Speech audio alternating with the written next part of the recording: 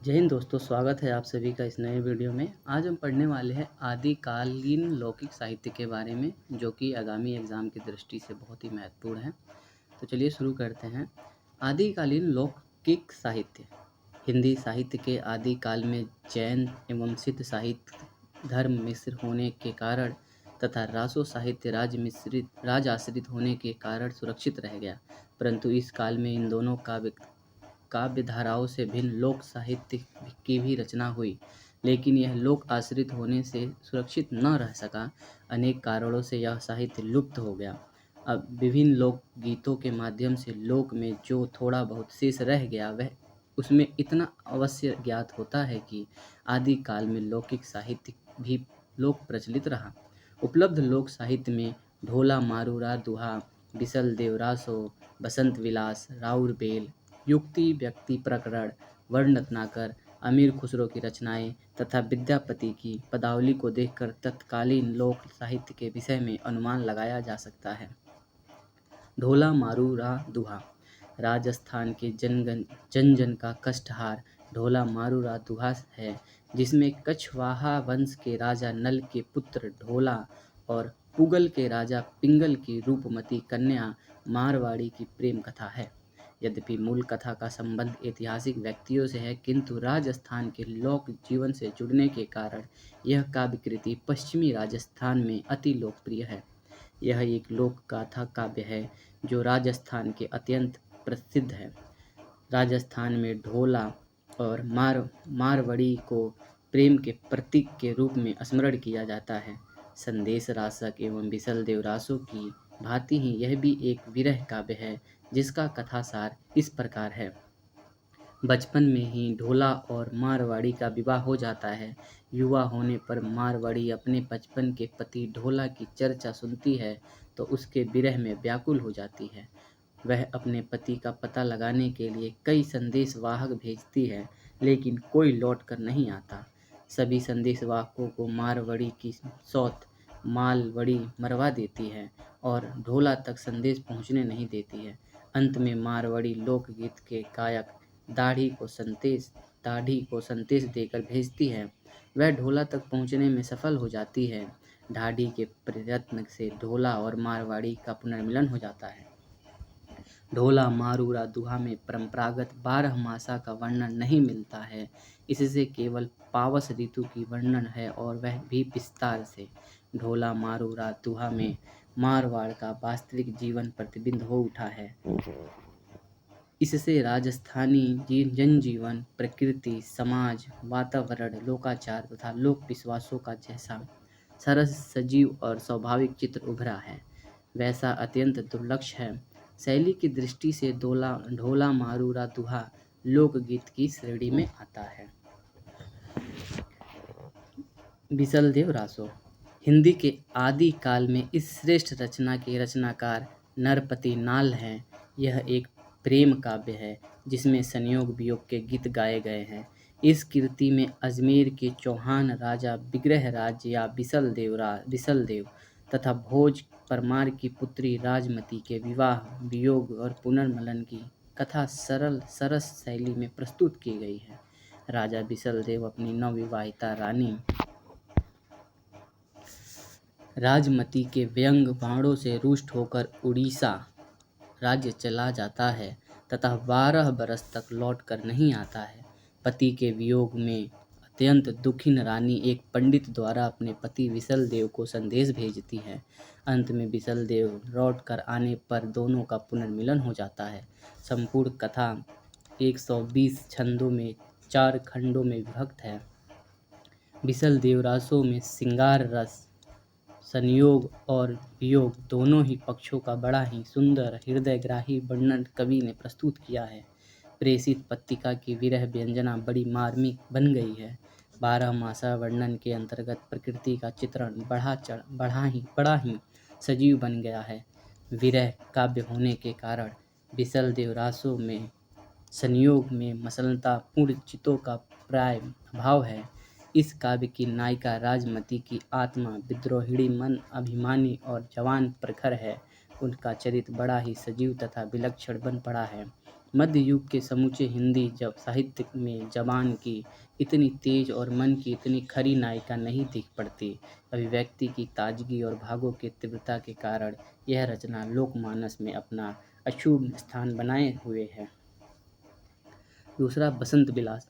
Doctor Mata Prasad गुप्त ने विभिन्न प्रमाण देकर बसंत विलास का रचना काल 13वीं से 14वीं सदी के मध्य का माना है। इस कृति की रचयिता का पता नहीं चल पाया है। यह एक अत्यधिक सरस साहित्यिक कृति है और आधुनिक भारतीय आर्य भाषा साहित्य के आदि के इतिहास में बेजोड़ है। इस रचना में 84 दोहों में वसंत ऋतु और स्त्रियों पर उनके विलासपूर्ण प्रभाव का मनोहारी वर्णन हुआ है। इस काव्य में प्रकृति और नारी दोनों का मंदोमंथ रूप श्रृंगार रस की तीव्र धारा प्रवाहित करता है। डॉक्टर रामगोपाल शर्मा दिनेश के शब्दों में स्त्री पुरुष प्रकृति तीनों में अजत्र बहती मंदोमता का इस काव्य में जैसा वर्णन मिलता है वैसा रीतिकालीन हिंदी कवि में भी नहीं कर सके। इसकी भाषा सरस ब्रज भाषा है जिसका विकास परवर्ती भक्तिकालीन कृष्ण काव्य में और रीति काव्य में दिखाई देता है। तीसरा, राउर बेल। वह गद्य पद मिश्रित चंपू काव्य की प्राचीनतम हिंदी कृति है। इसका रचयिता रोढ़ा नामक कवि माना जाता है। विद्वानों ने इसका रचना काल 10वीं शताब्दी माना है। इसकी रचना राहुल नायिका के नक्सिक वर्णन के प्रसंग में हुई है। आरंभ में कवि ने राहुल के दर्शन सौंदर्य का वर्णन पद में किया है और फिर गद्य में का प्रयोग किया गया है। इस कृति से ही हिंदी में नक्सिक वर्णन परंपरा प्रारंभ होती है। इसकी भाषा में हिंदी की 7 बोलियों के शब्द मिलते हैं जिसमें राजस्थानी प्रधान है। कवि ने विषय वर्णन बड़ी तन्मयता से किया है। नायिका राहुल का श्रृंगार आकर्षण से भरा हुआ है। वह सहज रूप से जितनी सुंदर है उतनी ही सहज सुंदर उसकी सज्जा है।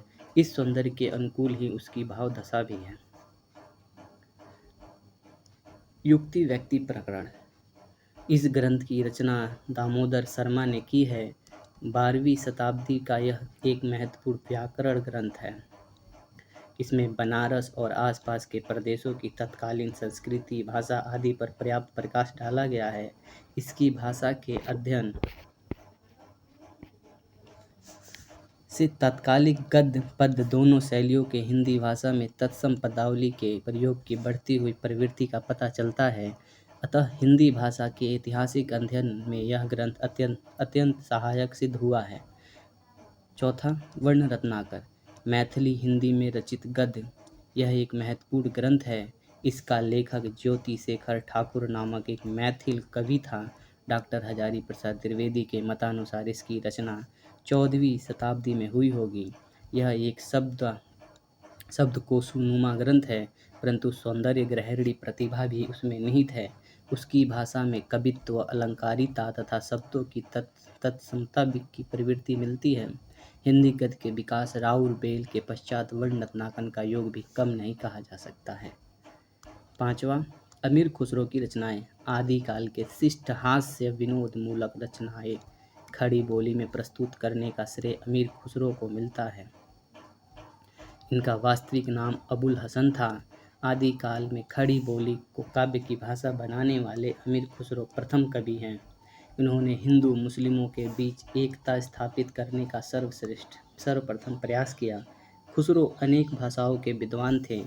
तुर्की, अरबी, फारसी, ब्रज खड़ी बोली में पर उन्होंने समान अधिकार प्राप्त था। मनोरंजन के माध्यम से लोक व्यवहार की शिक्षा देना ही उनके साहित्य का उद्देश्य था। कविता के राजाश्रय पलने के कारण सामान्य जनता का उनका संबंध टूट चुका था। खुसरो के प्रयत्न से वह फिर से जन सामान्य के समीप आ गई। इसके विषय में डॉक्टर रामकुमार वर्मा का कथन सटीक जान पड़ता है। चारणकालीन रक्त रंजित इतिहास में जब पश्चिम के चरणों की डिंगल कविता उद्धत स्वरों में गूंज रही थी और प्रतिध्वनि और भी उग्र थी, पूर्व में गोरखनाथ की गंभीर धार्मिक प्रवृत्ति आत्मशासन की शिक्षा दे रही थी, उस काल में अमीर खुसरो की विनोदपूर्ण प्रवृत्ति हिंदी साहित्य के इतिहास की एक महान निधि है। मनोरंजन और रसिकता रसिकता का अवतार यह कवि अमीर खुसरो अपनी मौलिकता के कारण स्मरणीय रहेगा। खुसरो द्वारा रचित 100 के लगभग रचनाएं मानी जाती है, किंतु उपलब्ध रचनाओं की संख्या 20-22 से अधिक नहीं है, जिसमें फुटकर पहेलियाँ, मुकरिया, दो सुखने, ढकोसला आदि प्रसिद्ध हैं। इनके कुछ उदाहरण प्रस्तुत हैं। एक धाल में मोतियों से भरा, सबके ऊपर औंधा धरा, चारों तरफ वह थाल फिरे, एक भी मोती ना गिरे, नीचे ना गिरे, यानी कि आकाश। एक कहानी मैं बहू, सुन ले तू मेरे पूत, बिना परों के वह उड़ गया, बांध गले में सूत। पतंग। मुकरिया। वह आवे तब शादी होए, उस बिन दूजा और न कोय, मीठे लागे बाके बोल, क्यों सखी साजन न सखी ढोल। जब मेरे मंदिर में आवे, सोते मुझको आन जगावे, पढ़त फिरत वह बिरह के अक्षर, सखी साजन न सखी मच्छर। दो सुखने। पान सड़ा क्यों, घोड़ा अड़ा क्यों, फेरा न था, ब्राह्मण प्यासा क्यों, गधा उदासा क्यों, लोटा न था। ढकोसला। खीर पकाई जतन से, चरका दिया चलाए, आया कुत्ता खा गया, तू बैठी ढोल बजाए। छठा। विद्यापति की पदावली। बिहार के दरभंगा जिले में बीपसी गांव में जन्मे विद्यापति हिंदी के आदि गीतकार माने जाते हैं। मधुर गीतों के रचयिता होने के कारण इन्हें अभिनव जयदेव के नाम से भी जाना जाता है। विद्यापति महान पंडित थे। उन्होंने अपनी रचनाएं संस्कृत, अवहट और मैथिली भाषा में लिखी। हिंदी साहित्य में विद्यापति अक्षुण्ण कीर्ति के आधार से उनके 3 ग्रंथ हैं। कृति पताका, पदावली। विद्यापति पदावली में उन्होंने राधा कृष्ण प्रेममय लीलाओं की अत्यंत हृदयग्राही वर्णन किया है। इस संबंध में इनके आदर्श कवि जयदेव रहे हैं। जयदेव के गीत गोविंद से प्रभावित होकर उन्होंने पदावली का प्रणयन किया। पदावली में इनका श्रृंगारी रूप पूर्णतः उभर आया है। वैसे तो श्रृंगार के दोनों पक्षों संयोग और वियोग का वर्णन इस ग्रंथ का उपलब्ध होता है, पर जो तन्मयता संयोग श्रृंगार के चित्रण में दिखाई देती है, वह वियोग पक्ष में नहीं। वस्तुतः विद्यापति संयोग पक्ष के सफल गायक हैं और प्रेम में परम पारखी। विद्यापति अपने राधा कृष्ण संबंधी मधुर गीतों के लिए हिंदी साहित्य में सदैव अमर रहेंगे। लौकिक साहित्य की समान विशेषताएं। आदिकालीन साहित्य में रासो साहित्य तथा धार्मिक साहित्य के साथ साथ साहित्य की एक अन्य धारा भी प्रभावित होती दिखाई देती है, जिसे लौकिक साहित्य के नाम से जाना जाता है। राज आश्रय और धर्म आश्रय से सर्वथा विमुख यह साहित्य लोक आश्रय से पुष्पित एवं पल्लवित हुआ है। इन साहित्य की समान विशेषताएं निम्नलिखित है। पहला, स्वान्तः सुखाय सृजन। आदिकाल का लौकिक साहित्य न तो रासो साहित्य के समान राजाओं सामंतों की वीरता का वर्णन करने के लिए लिखा गया है, न धार्मिक साहित्य के समान किसी विशिष्ट धर्म मत के प्रचार के लिए लिखा गया है। यह कवि के भावों का सहज आविष्कार है, चाहे वह रोड़ा कवि का राउर बेल हो या विद्यापति जैसे राजाश्रित कवि की पदावली साहित्य हो, या ढोला मारा दुहा के बसंत विलास जैसे गुमनाम कवियों का साहित्य हो। इसकी अभिव्यक्ति का कोई बाह्य प्रयोजन का बोझ नहीं है। यह साहित्य इन कवियों का खांद सुखाय सृजन है। दूसरा, लोकमानस से आप्लवित साहित्य।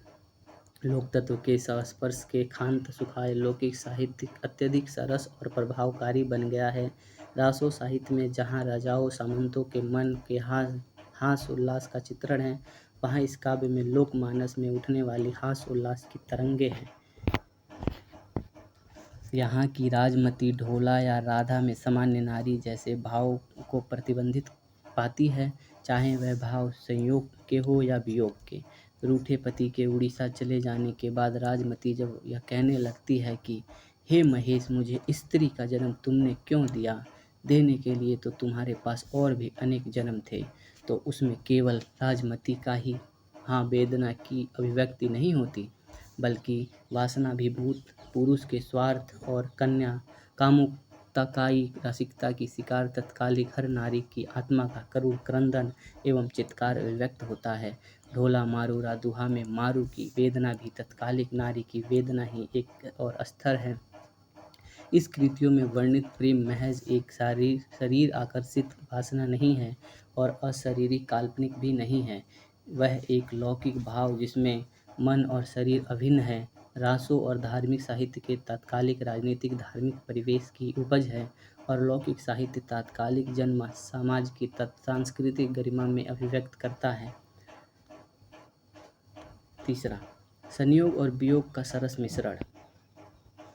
आदिकालीन लौकिक साहित्य में श्रृंगार के दोनों पक्ष संयोग और वियोग का सरस चित्रण हुआ है।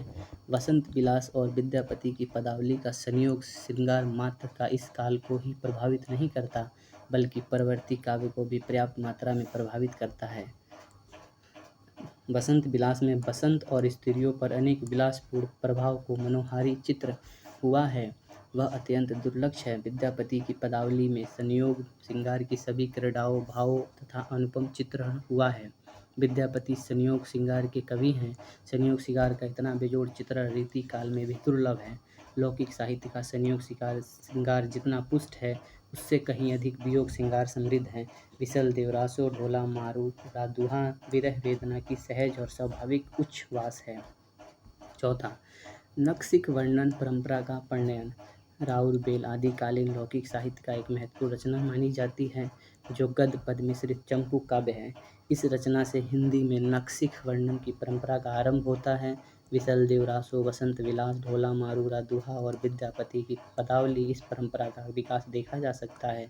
यहाँ एक बात विशेष स्मरणीय है कि राउल, राजमती, मारू का नक्सिक वर्णन कहीं भी उद्दाम रूप से नहीं हुआ है। इस नायिकाओं के सौंदर्य वर्णन की कुलीना गृहिणी की मर्यादा को अबाधित रखा गया है। पांचवा, प्रकृति चित्रण। आदिकालीन लौकिक साहित्य में प्रकृति का चित्रण आलंबन और उद्दीपन दोनों रूप में पर्याप्त मात्रा में पाया जाता है।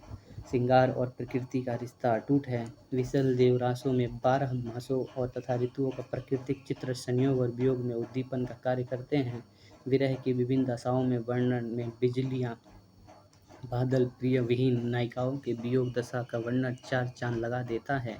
बसंत विलास में प्रकृति और नारी दोनों को मंदोमत